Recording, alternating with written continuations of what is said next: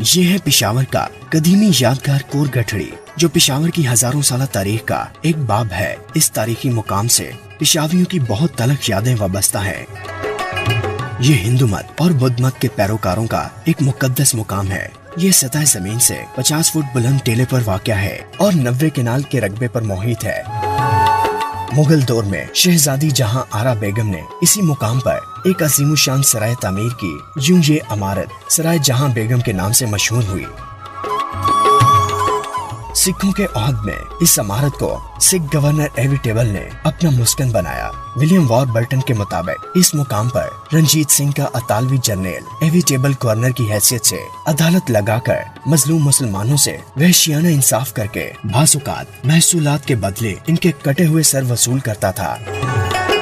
इस इमारत से कई पुरस्रात देवमालाई कहानियां वाबस्ता हैं।